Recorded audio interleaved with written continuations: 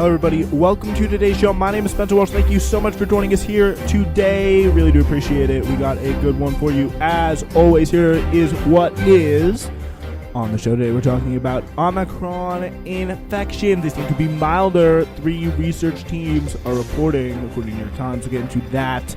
Some big news on that front. Very, very happy to see it. And something we're also very, very happy to see, Biden caving to pressure from some Democratic lawmakers announcing a 3-month extension to student loan payments that will freeze until supposedly May 1st. Also, Pramilia Jayapal discussing what really should be considered as the progressive, just absolute failure on the Build Back Better bill, and a discussion on whether to rename Yale in Jacobin by Ben Burgess. He's got a great take on whether or not to rename Yale because of its problematic history with slaveholders. It's named after a slaveholder, so should the school be named after that? I don't know, like Robert Yale or something like that. Sounds like who Yale would be named after. I don't know why. But anyway, let's get into it. I'm very, very excited. Yeah, I think we're going to have like escalating order of fun today. But all these stories are kind of pretty good news stories, except for really the Pramilia Jayapal story. Which is kind of rare in a way. So 3 separate teams of scientists on 2 continents have found that Omicron infections more often result in mild illness than earlier variants of the coronavirus, offering hope the current surge might not be as catastrophic as feared despite skyrocketing caseloads. The researchers examined Omicron's course through populations in South Africa, Scotland, and England. The results in each setting were still preliminary. All tended to suggest the variant was less likely to send people to hospitals.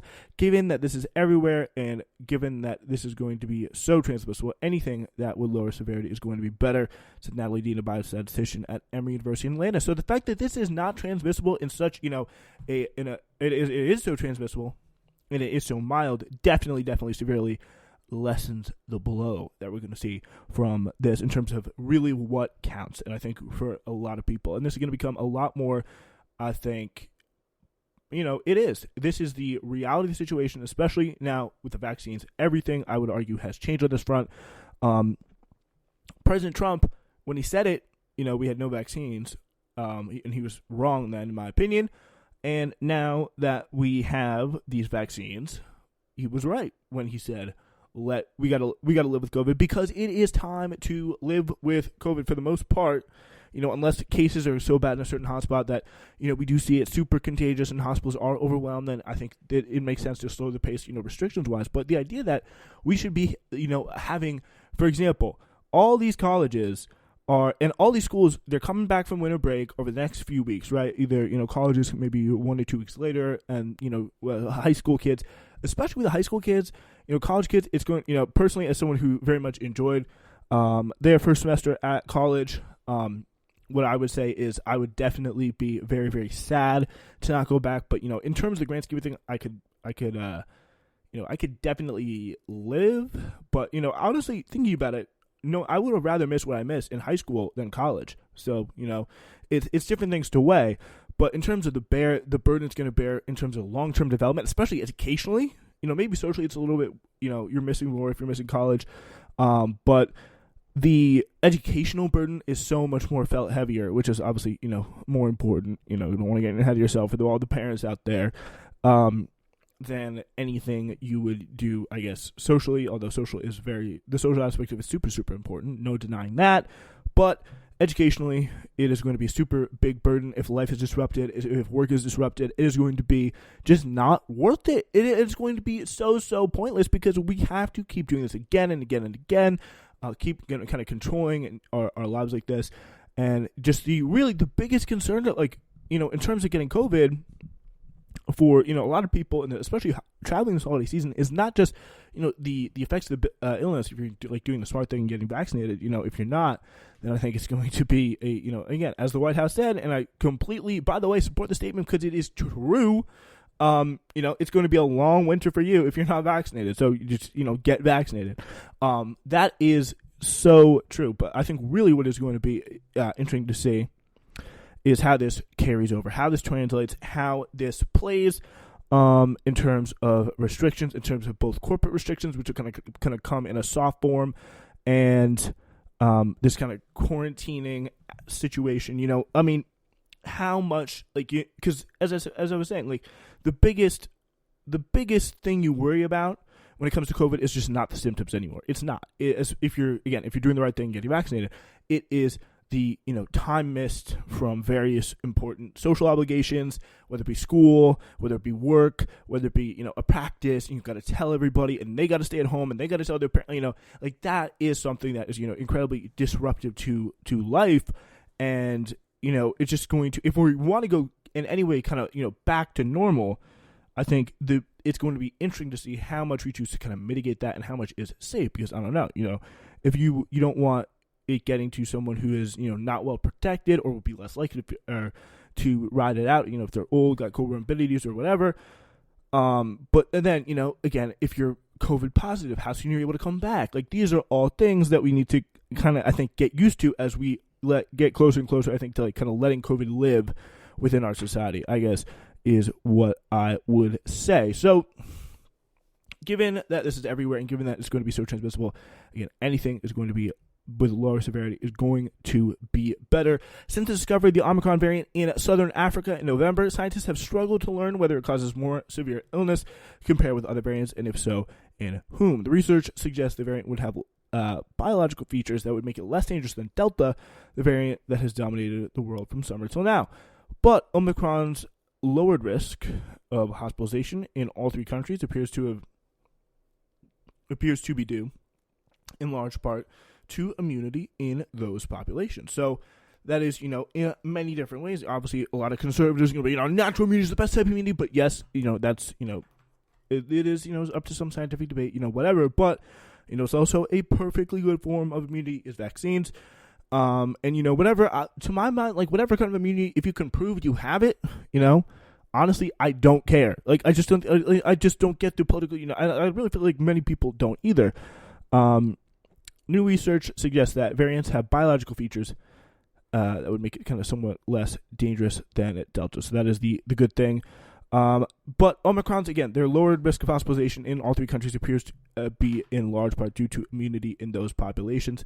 Many of the infected already have bad protection against severe disease, either because of previous infection or vaccinations. And I really think this also, in a way, like, you can see the vaccine apartheid kind of playing out here. And if it's true, if we do come out, the first case was in South Africa, a part of the world that is very, very low vaccinated. And, you can almost see like how COVID at a certain point just becomes kabuki theater, and we're doing this same ridiculous cycle over and over again, just giving vaccine after vaccine to the wealthy Western world, while new COVID variants breed and go through too much negative effects in the third world, in the global South, in Africa, and lower vaccinated parts of the world, and things like that. They would have a lot more damage there than in the West, where it's just a captive audience for vaccines over and over and over again, who they take the vaccine, but they don't feel any kind of real symptoms from it, which is a big deal. So I think that is going to be probably one of the biggest things here, and it's so important. I think probably one of the biggest global priorities for Biden, and I think it would be, it's not really even being talked about that much now, is just lifting this vaccine kind of apartheid. It was a big thing, a few months ago, but now I feel like the momentum on that has died down because, there is, and it's not just Biden, but Biden being the president of the United States has a big deal because this, it has all these knock-on effects, and as everything with COVID does, and it would be a key thing in stopping this in its tracks. I don't know if my epidemiology take is 1,000% correct. So, but from what I know about COVID, it seems to me a little bit ridiculous what we're doing here. If all these variants are kind of just starting up in these, and if it is true, which I haven't heard complete confirmation on, but it seems likely that this new variant again starts in South Africa, goes in a very southern, not necessarily the country South Africa, but in the region of Southern Africa. Like Africa is a continent generally very low vax, largely because of the fact that these vaccine recipes are not being shared with large parts of the third world by these companies who are going to say like, oh, it's going to stop our intellectual freedom and creativity and innovation. We need more innovation money. That is the Pfizer Moderna line, and they have the Biden and the EU around their fingertips with that. So they create a new variant comes out of there with a low vax population. The virus mutates, whatever, and it gets all around the Western world. Another vaccine necessary, and the cycle continues, and still no vaccines come.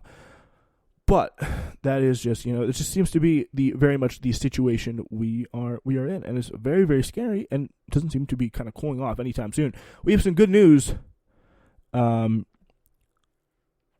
have some good news on the other side of this.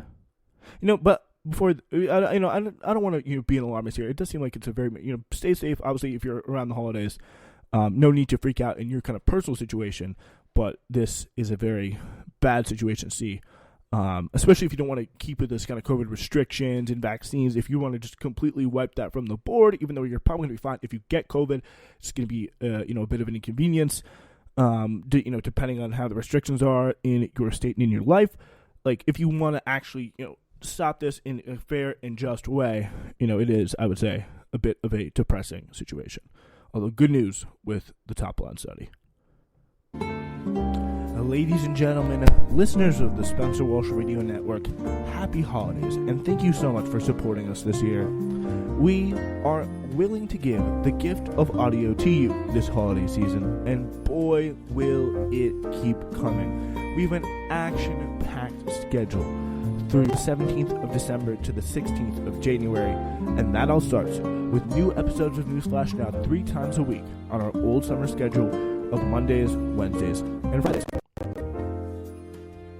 In addition, Hidden History returns with 6 select episodes, 4 on Tuesdays and 2 on select Thursdays, to give you the perfect historical narrative to keep you interested through those times with the family this holiday season. It's been such a great year, and it couldn't have been as good for the Spencer Walsh Radio Network without your support. So, to another year of great audio.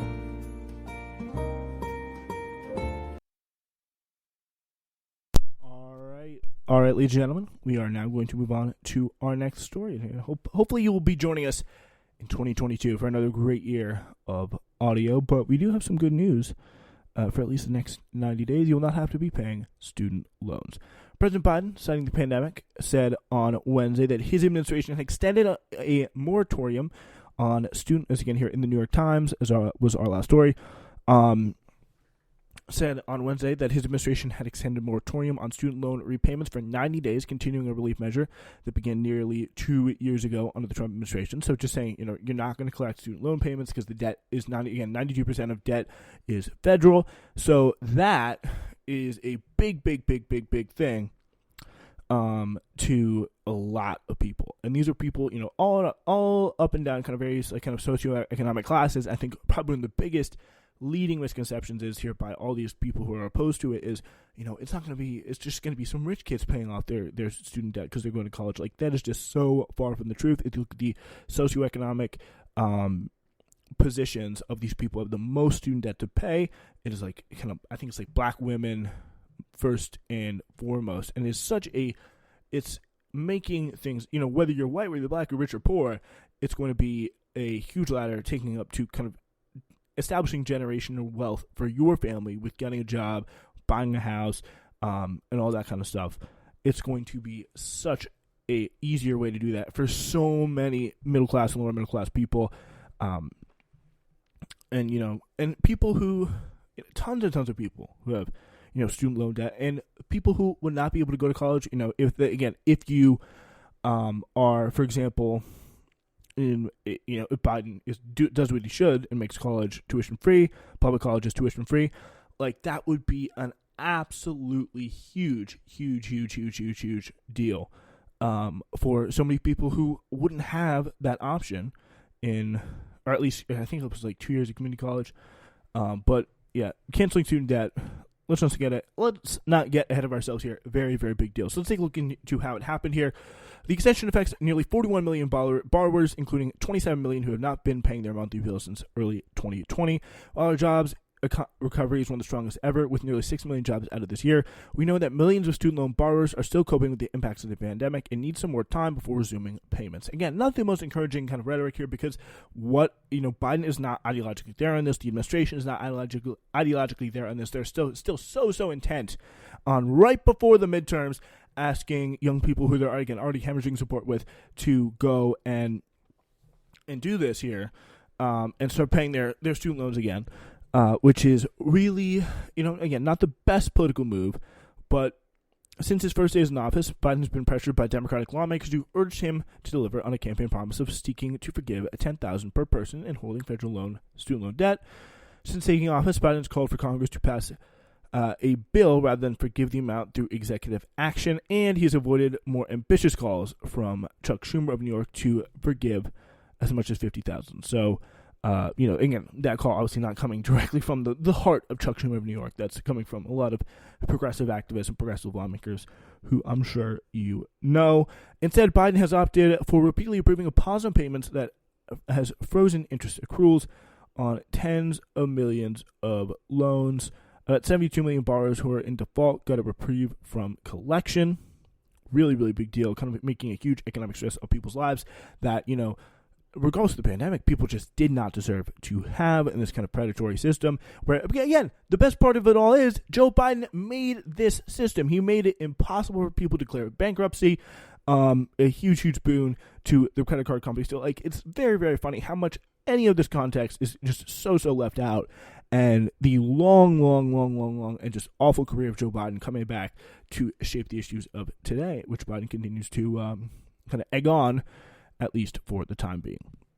The so-called administrative forbearance was initially put in place as part of the coronavirus, the CARES Act in March 2020, and was later extended by President Donald Trump when Biden took office in January. He pushed the date back to September 30th and then delayed it in August one final time to January 31st. On Wednesday, he postponed it to May 1st, but both Biden and Cardona emphasized that borrowers should begin preparing for payments to restart. So Cardona said the education department would work not only on ensuring a smooth transition to repayment, but also stronger customer service for our loan servicers as borrowers prepare for repayment. Again, so that is the peak traditional Democratic response. So when this thing is over in about 3 months, again, great sacrifice there from new FDR Joe Biden. Amazing that anybody ever let anybody tell me that, or just anybody let anybody ever say. If you hear anybody ever just utter that Biden is new FDR, just at this point, just don't take him seriously. But it is just simply unbelievable, to say the least. All right, it is. I mean, if you can afford, Jarek Johnson making a great point, president of the NAACP. If you can afford to pause student loan payments over and over again, you can afford to cancel it. This is, again, not something that's going to have any kind of emphasis on their impact on the budget or the economy in any real significant way. So, again, it's just more about the choice. It's more about the economic burden people, are putting, the government is putting on people just because they think there's no way out. Just unorthodox is the best thing, really, that I can come up with. Really just a crazy situation. And I think with that, it's time to talk a little bit about the Democrats. In our next story, Isaac Chotiner, the wonderful interviewer from The New Yorker, has this piece out with Pramilia Jayapal. So on Sunday, he writes, the centrist Democratic senator from West Virginia, Joe Manchin, appeared on Fox News to say that he would not support President Biden's signature piece of legislation, the Build Back Better Act. The announcement came after months of negotiations in which Democrats made significant cuts to the bill, which aims to fund both climate change mitigation and expansion of the social welfare in order to secure the backing of Manchin, one of the most conservative members of the Democrat Senate majority. A $2.2 trillion version of the Build Back Better has already passed in the House, but Manchin has said he is unwilling to spend more than $1.75 trillion on the bill and claims he is rejecting it out of concerns about inflation, the pandemic, and the national debt. So here is what Pramilia Jayapal says about where Build Back Better stands now. I kind of want to get into this and react a bit to this. She says, I don't think we know. So again, that I think just right again, we see this kind of like, first of all, we see kind of a problem that Pramilia Jayapal seems to care a lot more about this than Joe Biden. Like, whereas she's done 2 interviews today about this, one to the Nation as well. And Pramilia Jayapal, I think, is taking kind of all the wrong approach on this too. But again, there's only so much power that she can have. At the end of the day, the fault of this bill failing, I think, rests squarely on the shoulders of Joe Biden and the fact that he and his administration, not just over the last few days, but just back throughout the entire administration, separating this bill, appeasing corporations kind of at every turn. So it's a big deal. So again, I don't think we know. I think we've been negotiating good faith all these months with Senator Joe Manchin, and Manchin made a commitment to the president. The president made a commitment to us, and that did not happen. I mean, I really just hope that this is not the way that she views this. If she's actually kind of being serious here, we are in so much. Just this is a fundamental misreading of what's happening, because they made the commitments. And the fact of the matter is, you bought the commitment. That is the fundamental mistake that you made. You bought the commitment that that Joe Manchin made here and Joe Biden made here, and you did not stick with the 6 other progressives like AOC, Ilhan, Rashid Tlaib. I believe it was half of the group that voted against this. I mean, they all saw through it. I mean, so many people. If he has any kind of mainstream left-wing media source, or anybody, even, I'm not a mainstream left-wing media source, but even here, I could see it with my own eyes, because what evidence as I said in the last show, why would Joe Manchin want to pass this bill after he is done with it? He does not care. He he made your commitment. Oh, okay. Think about it. Think about what you know about Joe Biden. Think about what you know, probably more than us, about Joe Manchin and his ties to corporate interests. And do you think really this could happen? All the people on the outside saying this, just, over all the voices of the people who are, Washington brain, people like Joe Biden who have ran on being a deal maker. And guess who's proven right? The people on the outside who don't know anything except for what's in the news publicly about Joe Manchin's ties to coal, his ties to Exxon lobbyists, and all that stuff. So we're pushing for it really hard to pass in the Senate in the most robust form possible. But honestly, I think we can't just rely on Build Back Better. And that's why we're taking a 2-track strategy to do everything we can to move it legislatively, and to call on the president to take a number of executive actions that are going to lower costs, which many families are dealing with right now, as the child tax credit does not go out in January, and help people deal with the healthcare crisis of the Omicron surge. So at this point, why not put a bill that meets all of Manchin's specific demands and then just try and pass it? If he votes it down, then everyone can see that. What's the downside of this approach? This is the Chotiner question. Well, the downside is, what are his demands? I mean, the frameworks that he agreed to were his demands. That's what he agreed to. So yeah, it's very much a shifting ground on what Manchin agrees to, because Manchin just does not want to pass its bill. He had to be forced to pass this bill through political leverage, which progressives had in the form of, they were holding up the other bill, the bipartisan infrastructure bill that Manchin did want to pass, and his corporate masters did want to pass. And what comes from that? What comes from that is Biden drops it, throws it away, progressives let him, and this happens.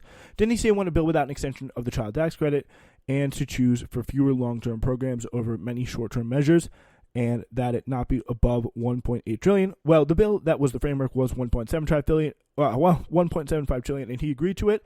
So my only point is, sure, we can try to do that, but we're negotiating with someone who changes his mind constantly. That's one way of putting it.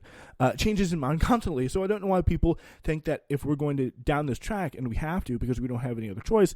Again, just so weak here, Biden and the Progressive Caucus. You don't have any other choice because you gave away your choice, and everyone was screaming at you not to. It's just, it tests the patience sometimes. Is she this fundamentally unaware of what is going on in politics? It is unbelievable. Yeah. So just in my conversation with him, there were a number of different messages talking about Joe Manchin, some contradictory. and asking what were those messages. I'm not going to go into it, she says, but I'll just say that there were different things that what he was saying at different times. I think it makes it very difficult to come to an agreement. I think that since the president negotiated the framework with Senator Manchin and got the commitment from him to support that framework, the president's going to have to go back and come to some agreement and move it very quickly before he can change his mind again. But I think it's difficult to negotiate with someone who changes their mind all the time. Like, oh yeah, he just changed. He's just very indecisive, Joe Manchin. That's really what he is. No, he knows exactly what he wants, and he's getting it from you. He's going on West Virginia radio, and he's saying, I never would have voted for the bill. I wasn't going to vote for it from day one. I just wanted to negotiate with them for fun. That's literally what he said yesterday. And you're still acting like, oh, he's going to come to an agreement. Like, what in the world are we doing here? Yeah, it's a very, and again, the questions that Chotiner is asking here is going the exact wrong direction. Absolutely, but am I correct that he's been fairly consistent on something below $2 trillion, something without a child tax credit, and a bill without temporary programs, but instead one would fund fewer programs and fund them permanently? Well, it's not correct compared to the framework he committed to. That was the commitment that Senator Manchin made to the president to support the framework. It had 1 year with a child tax credit because he didn't want to do more. It was under $2 trillion, and it had all these various programs for that were not for the full 10 years. And so it's a really dumb, like, ill-informed question by Chotiner, because just like 2 or 3 days ago, he was leaking to the Huffington Post like crazy that, oh, how dare you say I don't support the child tax credit? Like, what? He was furious about that. So what does committing to the framework mean? Because this is the responding question. Because my sense is that he released some statements saying that he wanted to work on the bill, but it was clear the Senate bill would not look like the bill passed in the House. Is that accurate? No, I don't think so. I think 90% of the bill that passed in the House was the framework. And if you look at the framework, it was quite detailed. It was something the Progressive Caucus had pushed for. I said to the president, make sure it's got all the parameters in it, because when something goes from a framework to a text, it becomes very difficult. People say, oh, well, that's not what I agreed to, and that's always a problem with the framework. But it wasn't just a top-line number. If you actually went through it in detail with the different pieces where it had 1 year tax credit, had child care and pre-K funded at $400 billion, and articulated exactly how it was going to be rolled out. And the question response, and what about how the bill would be paid for? That was all in there as well. But what Senator Manchin was actually, what Senator Manchin wanted was actually what we wanted, which was a robust corporate tax. And that was something that Senator Kristen Sinema did not agree to. What a surprise, Manchin wants a corporate tax, but Sinema doesn't agree to it. It's almost like they're tossing the hot potato back and forth right over your head, and you're jumping up and down for it like an idiot. Like, come on. Yeah, so Manchin and Sinema, they're both not publicly committed for the bill. And, what do we see? Oh, Manchin's just changing his minds. Sinema's no, again, they really have only themselves to blame for this, and they just still continue to be completely delusional and refuse to offer Manchin and Sinema anything other but, just a nice little carrot. Come here. Like, it's very interesting. So how do you think the president has dealt with this? Let's see what she says. I think the White House made a mistake in splitting the two bills apart, and I think that's where a lot of this started. 1,000% correct there. We split them apart, and we allowed the negotiations to be all around the infrastructure bill with really no attention to the 85% of the president's agenda and the Build Back Better Act. I think that when the Senate passed the infrastructure without a commitment, I think that was probably at the White House's urging, but I don't think that should have happened either. I think they should have kept them together and gotten a commitment at that point. And then, when it came to the House, I think that the president then began to engage in an earnest negotiation. From that point, he did a very good job negotiating, getting Senator Manchin to agree to the framework. So I think it's been mixed, but I think on negotiation of Build Back Better, he did a very good job. Okay, so this is just delusional. 1,000, like the second, as soon as it gets to her neck of the woods and finally addressing what she does wrong here, it is unbelievably delusional. Like, what is this? What is this stuff? I mean, so again, let's just go through this. I think that the president has began to engage in earnest negotiation. So he engaged in earnest negotiation. He came to you, and like, what? I just don't get the impression. Like, I don't get the incentives, the brain that could process what happened with Joe Biden getting that, commitment to, whatever the framework was or whatever from Joe Manchin, that, he actually had to vote for it now. Like, that's ridiculous. That's ridiculous. I mean, it's, yeah. And the fact that Senator Manchin committed to the framework was a testament to the president's ability to get him there, is the closing part of that sentence. Like, it seems like most of the big things in these different versions of Build Back Better could not be done through executive action. We saw the Supreme Court even recently knock down that eviction moratorium. Do you think that more of the bill can be done through executive action than people realize? She says, I think quite a few things that would deliver immediate relief for people, especially with Omicron surging, can be done through executive action. I think a lot of the moratoriums that were knocked down were in part because the virus was in a different stage, but now we're back at a place where 75% of new cases are from Omicron and businesses are shutting down. Sports teams are canceling games. Broadway shutting down. I think we could move forward with pieces that are going to cut costs for American families and put some money back on the pocketbooks at a time when there's tremendous economic and health uncertainty.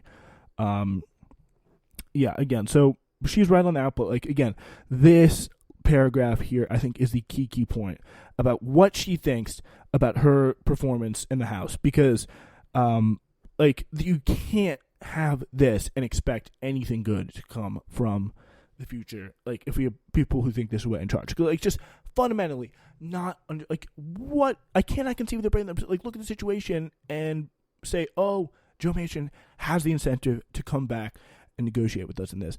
Like, despite knowing, what all of us here in the public know, and probably a lot more about the kind of person Joe Manchin is. It just will never, ever make sense to me.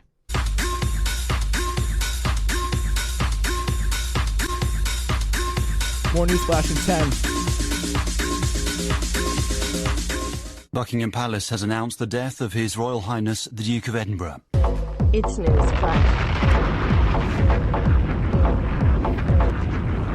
All right, ladies and gentlemen, today we are talking about a piece here by Ben Burgess about Yale. So Republican Senator Tom Cotton, he normally spends his time doing things like trying to bash immigrants, trying to escalate tensions between the U.S. military and China, and calling on Trump to deploy military to use overwhelming force against racial justice protesters. In the last few weeks, he's found a time to denounce what he sometimes calls the Jacobin mob, toppling statues. This piece, by the way, isn't Jacobin. Last week, Cotton discovered what he clearly thinks is a glaring hypocrisy in the position of that mob. He writes, Yale is named after a notorious slave trader. If the liberal mob wants to destroy Mount Rushmore, when will they rise up to change the name of Yale? Interesting. It's extremely unlikely that Yale will change its name. Probably the most famous name in the world, or one of the most famous university names in the world. But the idea, it did become a bit less unthinkable when the president of Princeton, Christopher Eisgruber, announced that the college would remove Woodrow Wilson's name from its School of Public and International Affairs. Activists at Princeton have been pushing the idea for years, but the rapidly shifting political environment finally caused the administration to concede. As President Eisgruber acknowledged, Wilson segregated the civil service that had been integrated for decades. So let's just step backward. His racism was significant and consequential, even by the standards of his own time. So that's what he says there. So should Yale change its name, as Tom Cotton so helpfully suggests? And if so, what should be its new name? Good question. Burgess here writing, the median family income of an incoming Yale student is almost $200,000 a year. 69% of those students hail from the wealthiest 20% of U.S. society. Only 2.1% of those come from the poorest 20%. Listed of the university's notable alumni include a rose gallery of corporate CEOs, war criminals like Dick Cheney and the Bushes, judges who serve the interests of the 1%, and pro-business politicians. The main reason Yale won't change its name is that its prestige is associated with the moniker provides too much valuable social capital for its graduates. In other words, Yale functions to enhance the pre-existing advantages of its well-off students and train the next generation of men and women who preside over a deeply unequal society. It is very, very true. That is experiencing, I don't know how much more acute it is when you get to like a school like Yale, but it's very much kind of an incubation system that is very much closed off. And it's not really, the problem is not so much that it's closed off to other ideas. Like, there's plenty of hardcore conservatism that these people encounter in their lives, people who go to these schools. But what they don't encounter is how the lives of, 90% of Americans, I would say, or not, whatever number it is, a significant chunk of Americans who just, like, they do not, a lot of, this is very true of me, because I'm kind of around that society, I guess, to a large extent. But, it's something that people in this situation are, I can say from, I would say, semi-personal experience, people in this situation are 100,000% in a bubble. In a sense, it's only appropriate, this is Ben Burgess writing here, it's only appropriate that the university bears the name of a monster who profited off a previous form of injustice. Similarly, the Wilson School at Princeton is an elite institution that saw Samuel Alito, Judith Miller, and David Petraeus pass through its doors. The school, bearing the name of the president who segregated the civil service and jailed Eugene V. Debs for his opposition to World War I, is just truth in advertising. Like, these are the people who, like, would have gone to Yale at the time, or Princeton at the time. That's what the school is named after. So, like, the people going through the school are going to, like, end up doing the exact same type of thing. Just, it's truth in advertising, exactly the way of putting it. But even so, it's a positive sign Wilson's name is going to be dropped, and Yale should change its name too. Specifically, it should change its name to UConn New Haven. How nice would that be, right? Public Ivies. How about that? While running for president, Bernie Sanders popularized the idea that tuition should be abolished in public universities. That's a very good idea. But what about private universities like Yale and Princeton, or, for example, Tufts? If tuition were scrapped at public universities, but private universities kept private, it could actually exacerbate the gap between the two tiers of American higher education. Universities that relied entirely on state funding would be less able to compete for prestigious faculty members. Private universities would feel less pressure to give generous scholarships to poor students if those students could go elsewhere for free, and with a much larger percentage of Americans from working class backgrounds continuing their educations past high school, merely having a college degree would offer even less value on the labor market than it does now. This would give middle class drivers an extra incentive to send their children to the most prestigious schools. So let's kind of break it down into why Ivies exist at all. What social function do they serve? If the answer is that they help give their graduates the aura of membership in an elite club that connects them to the many of the richest and most powerful people in the country, why would a society that claims to care about equality of opportunity or justice tolerate their continued existence? On the other hand, to the extent that the Ivies provide their students with a uniquely valuable educational experience, why would we want to treat such an experience as a commodity to be sold at such exorbitant prices? Education should be accessible equally for all. Of course, if Yale becomes UConn New Haven and Princeton was absorbed in New Jersey State University system as Rutgers Princeton or something like that, and if their massive endowments were redistributed to more important social purposes, rather than just kind of chasing clout and influence and money, for example, Tufts, like meeting with the Crown Prince of Saudi Arabia, and if their massive endowments were redistributed to more important social purposes, and if tuition were abolished at each, these institutions could no longer claim to offer a particularly unique educational experience. Under the Sanders plan, tuition at all public universities would be paid for with a modest federal tax on Wall Street transactions. Presumably, universities with exalted histories couldn't ask for a greater share of these funds simply because of their former verified status. State governments might choose to supplement the federal money, but it's unlikely that any proposal to give New Haven branch of UConn more funding than any other campuses would be a political winner. Deprived of the ability of to soak the parents of wealthy students with $50,000 tuition bills, UConn New Haven wouldn't be able to offer more famous professors with higher salaries spots than places like UConn Hartford or UConn Stores. And teaching at UConn New Haven would be no more prestigious than working at the other sites. Over time, the educational experience at the various branches of University of Connecticut would start to become equal, and that would be progress. We already live in a savagely unequal society. Educational institutions that perpetuate and deepen that inequality don't need to exist and really create more of it.